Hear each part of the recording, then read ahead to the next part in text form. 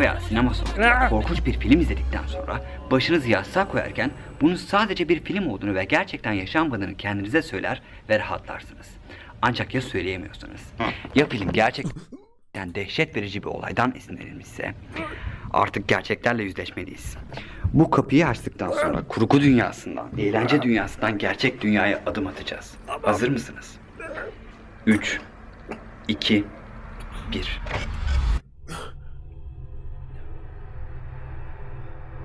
Film yıl dönümlerini kutlamak için çocukları, kardeşi ve kardeşinin Oğlum bu filmin kendisi de çok korkunç ya bu arada hakikaten.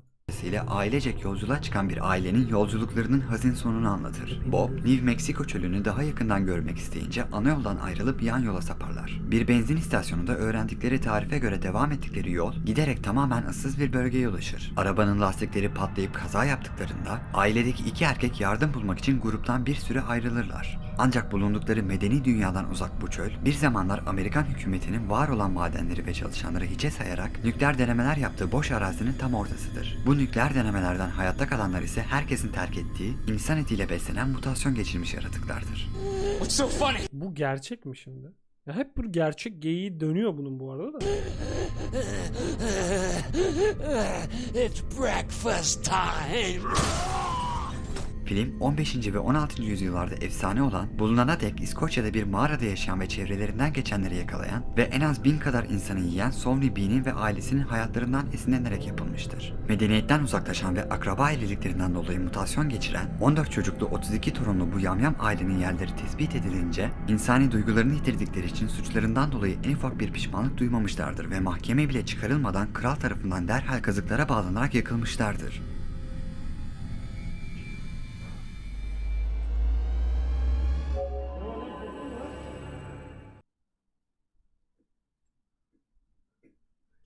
Korktun mu lan? Korktun mu lan? Korktun mu lan? Korktun mu? Korktun mu? Korkma korkma. Korkma. Gerçek değil o filmler. Şaka gerçek onlar. Gerçek değil korkma. Korkacak bir şey yok oğlum. Korkma. Korkma ya. Piyasaya çıktığı dönem zihinsel hastalıkları sebebiyle şeytani halüsinasyon görülen Şey bu. Neydi? Şafak Sezer'in filmi var ya.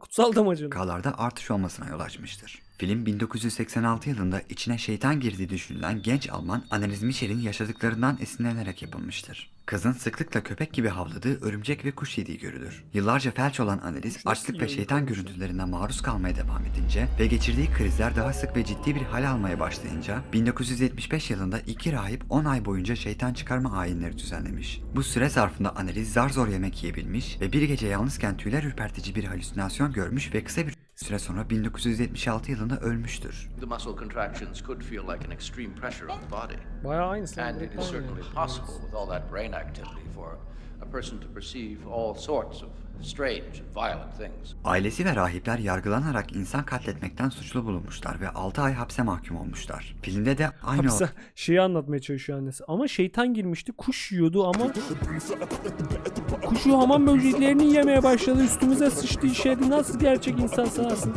yaşanır ve tuhaf hareketler sergilemeye ve dini objeleri görünce ani irkilmeler göstermeye başlayınca tıbbi müdahaleler yaşadığı korkunç krizleri ve kabusları gidermediği için dini inançlara sığınılarak şeytan çıkarma ayinleri yapılır ve bir ayin sırasında kızın hayatını kaybetmesiyle rahibe dava açılır.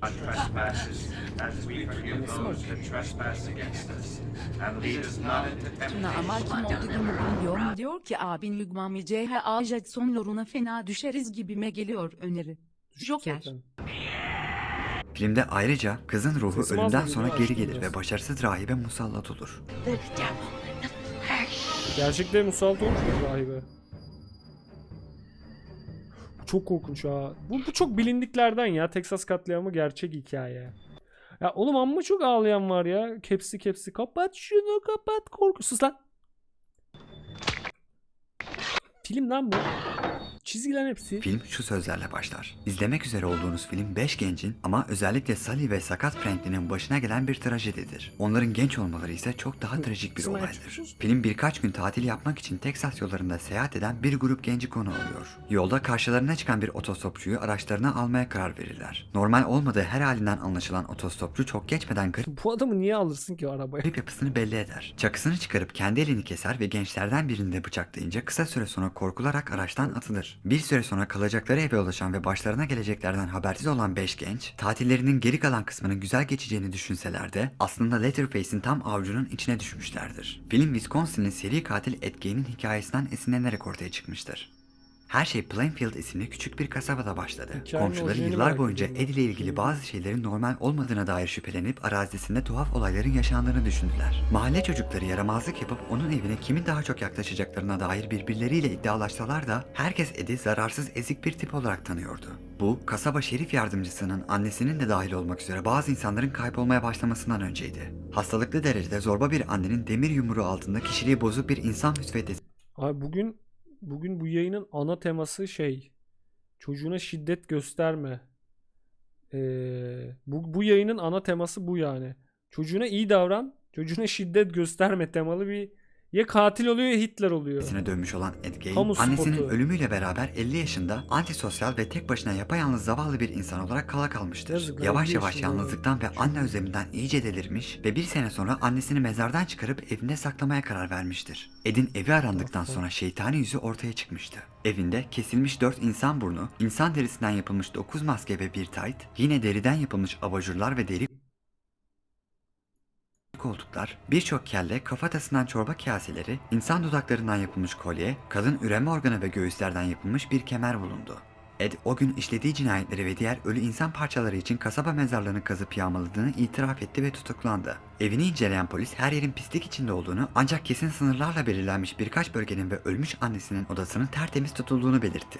Geçmişte yaşadıklarından dolayı kendi annesine takıntılı hale gelen Ed, annesine benzeyen kadınları ölü ya da canlı buluyor, evine götürüyor ve ona daha yakın olabilmek için cesetleri sapkınlıkla taciz ediyordu. Ölü seviciliğinden sonra vücut parçalarından Ne? yaptığı kıyafetleri giyip evde annesinin taklidini yaparak bir kadın gibi geziyordu. Ne?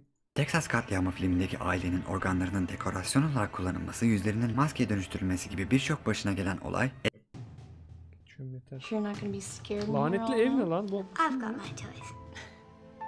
Film kanser olan 14 yaşındaki oğulları Paul'un tedavi gördüğü kliniğe daha yakın olabilmek için Connecticut'ta yaşayan Parker ailesinin 1986 yılında başlarına gelen paranormal olayları anlatır. Kısa sürede Victoria tarzı yeni evlerinin rahatsız edici bir geçmişinin olduğunu öğrenirler.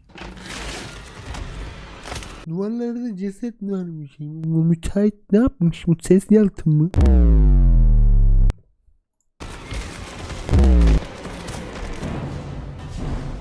Paul'un uyuduğu bodrum katında evin daha önceden bir morg olduğunu gösteren teçhizatlar bulurlar. Kanlı zeminler, gayipten gelen sesler ve gölgeler gibi tanımlayamadıkları anormal olayları rapor ederler. Daha da kötüsü, geçmişte bu morgdan sorumlu kişiler ölülere cinsel tacizlerde bulunmuş ve ruh çağırma ayinleri düzenlemişlerdir.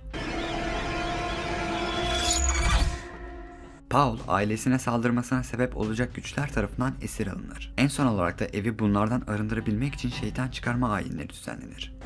Korkunç bir sahne var da göstermiyor. Bunu hiç görmeyin ya. Merak eden videoyu izlesin. Ben görmeyeyim, siz görmeyin.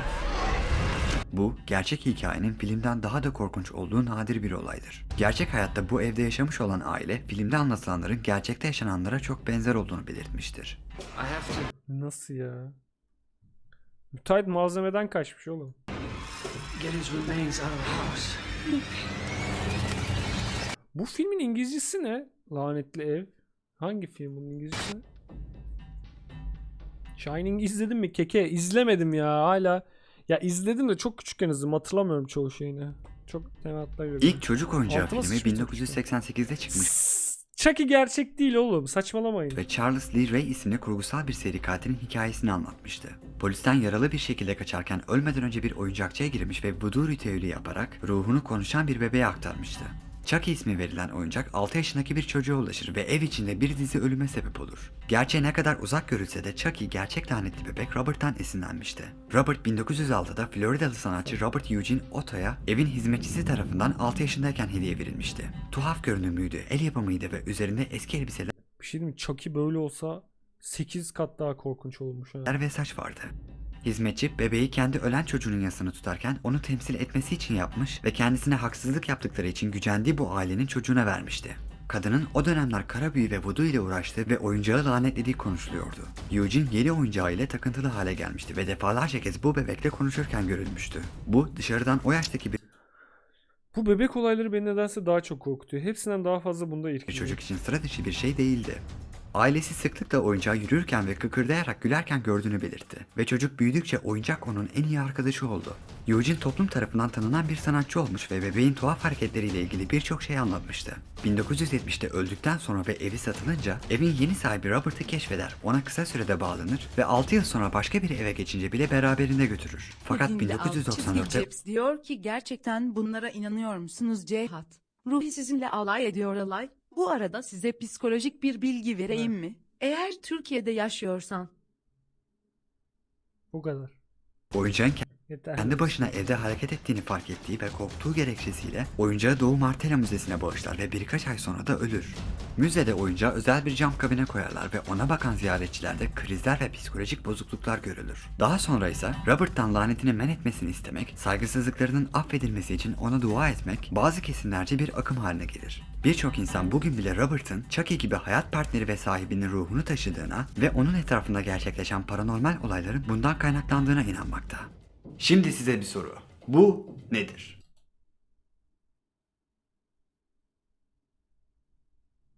B.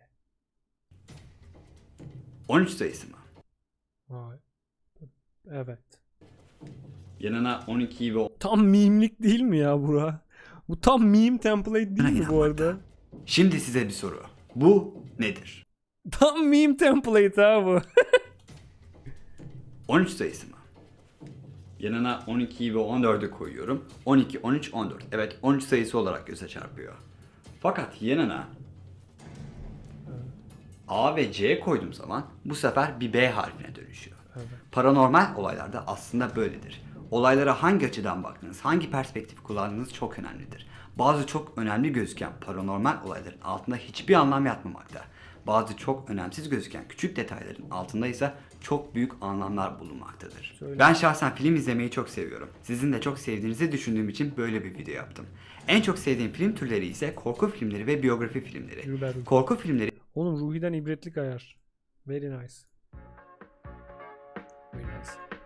Sakalator, Bir Güren 11, Serkan Cez, Kutay Aydar,